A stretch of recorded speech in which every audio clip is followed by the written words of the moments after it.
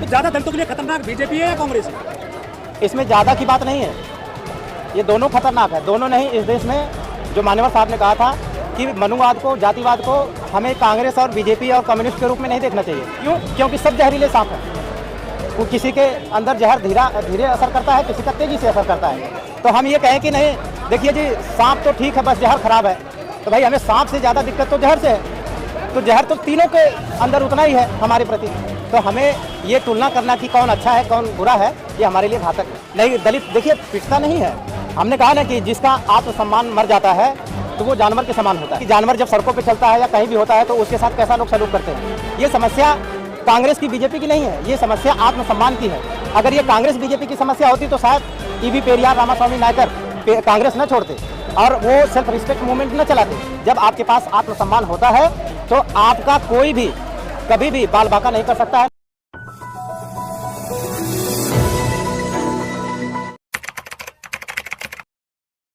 अब ना तो कांग्रेस में गए थे ना मंदिर में गए थे, उसके बावजूद फिल्म एक्टर अर्चना गौतम मंदिर में गई तो पिट के आई, कांग्रेस में गई तो वहाँ जो है पिटाई करवा के आ गई, खुद की और अपने पिता की। आखिर ये क्यों भटक रहे हैं SC ST के लोग? देखिए, जो लोग भी इस देश में बहुजन आंदोलन से परिचित नहीं हैं, उनको सेल्फ रिस्पेक्ट, आत्मसम्मान के बारे में पता नहीं होता है।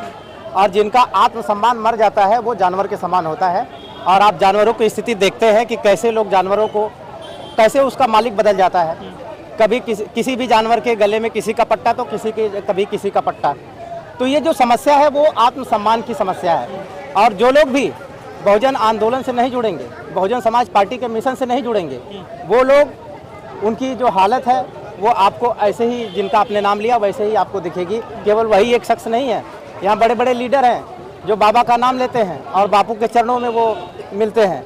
तो केवल उनकी ये समस्या नहीं है, सवाल है कि उनके अंदर न मूवमेंट से न जुड़ने के कारण न उनके अंदर सामाजिकपन पैदा हुआ है, न वो अपने समाज की पहचान कर पाते हैं। और इसलिए वो मनुवादियों के हाथों में अपनी मुक्ति का मार्ग ढूंढते हैं। और जिसके कारण है भाई वो जिस तरह का उनके साथ व्यवहार चाहते हैं उस तरह का करते हैं। लेकिन सर, कांग्रेस तो मोहब्बत की दुकान चला रही है पूरे देश में, वहाँ पर दलितों की पिटाई होगी क्या? देखिए, अब कांग्रेस अभी मोहब्बत की दुकान चला रही है, आगे कौन सी दुकान चलाएगी? क्योंकि जब शरीर कमज़ोर होता है तो सारे जो है लोग इंतजाम करते हैं। कोई डॉक्टर के पास जाता है तो कोई वैद्य के पास जाता है तो कोई तांत्रिक के पास जाता है। तो अब ये वो कांग्रेस नहीं है जो एब्सोल्यूट मेजॉरिटी में कभी रहती थी।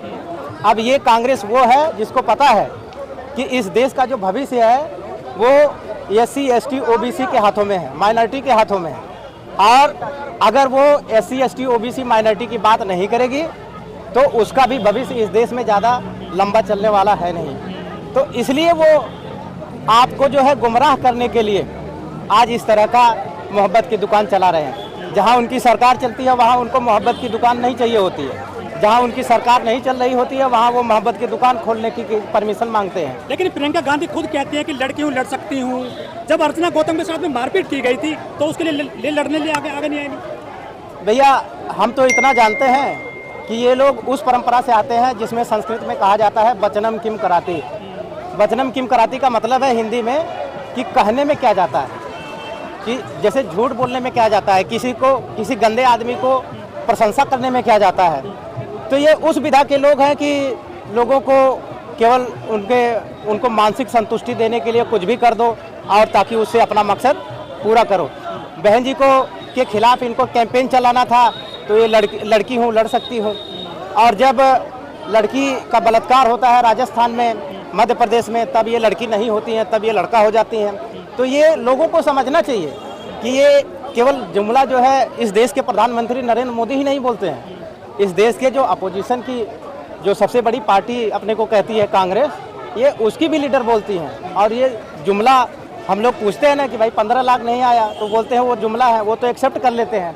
लेकिन ये एक्सेप्ट नहीं करेंगी और उसका नतीजा क्या होगा कि जो इस देश का बहुजन है उसकी जो अस्मिता है हमेशा लुटती रहेगी। लेकिन सर, दलित क्या पिटने के लिए बने हैं कांग्रेस में?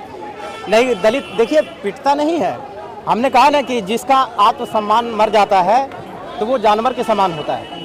अब आप देखते हैं कि जानवर जब सड़कों पे चलता है या कहीं भी होता है तो उसके साथ कैसा लोग सलूक करते हैं। ये समस्या कांग्रेस की बीजेपी की नहीं है, ये समस्या आत्मसम्मान की है।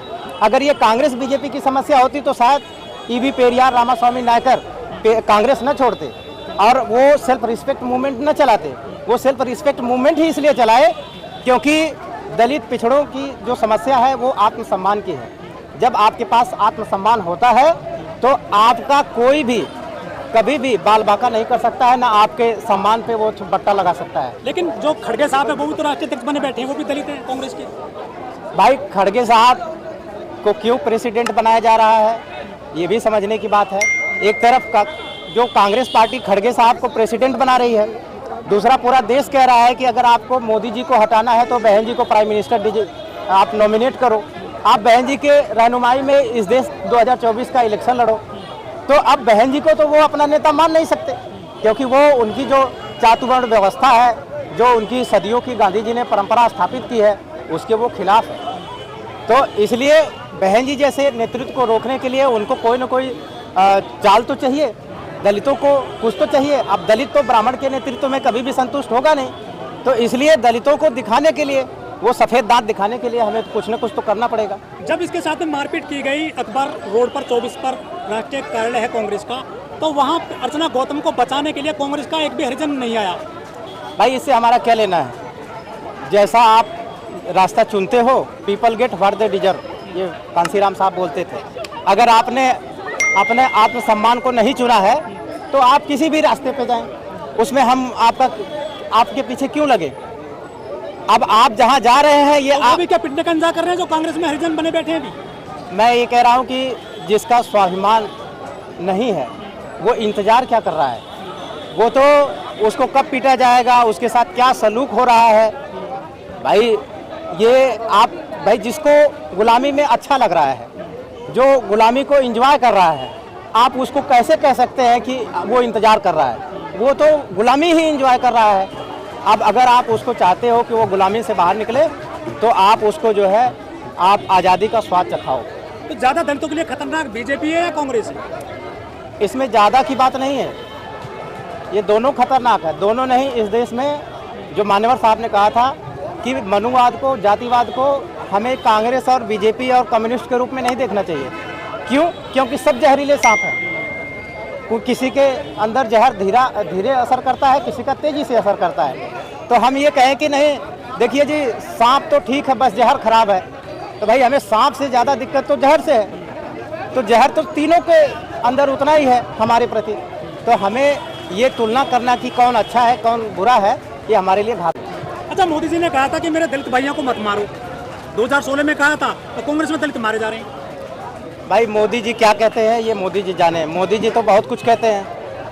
ये मैंने कहा ना कि इनका जो सिद्धांत है वो सिद्धांत ही है वचनम किम कराती, कि झूठ बोलो, धोखा दो। बहन जी उसको बहुत सिंपल शब्दों में बोलती हैं कि छल कपट, ये सब इनके जो है इंस्ट्रूमेंट है, हथियार है, जिसके माध्यम से ये बहुजनों को क्या है गुमराह करते हैं। आप मनुवादी मीडिया का देख लीजिए। मनुवादी मीडिया जो है जाति जनगणना के ऊपर किस तरह का डिबेट करती है। वो कहती है जातिवाद भड़क जाएगा। अरे भाई कौन से गांव में जो है सब लोग बहुत भाईचारे के साथ रहते हैं? कौन सा गांव है जिसमें जो है जाति के नाम पे अत्याचार ना होता है, जुर्म ना होता है? कौन से दिन नहीं होता है? लेकिन जातिवादी मीडिया क्या बोलती है कि जाति जनगणना होने से देश में जातिवाद भड़क जाएगा। कैसे भड़क जाएगा भाई? और कौन सी जगह पे? यहाँ तो प्रोफेसर को, आपको इलाहाबाद की घटना याद होगी, दलित प्रोफेसर को कमरा नहीं मिल रहा है किराए का, जबकि वो आपको किराया समय से देने वाला आदमी है। उसके बावजूद भी पढ़ा लिखा आदमी है, उसके बावजूद भी कमरा नहीं मिल रहा है। तो ये समस्या नहीं दिखती है कि ये समस्या किसके कारण पैदा हुई है। लेकिन अगर ये पता चल जाए कि समस्या से पीड़ित कितने लोग हैं तो उसमें जातिवाद नजर आ जाता है।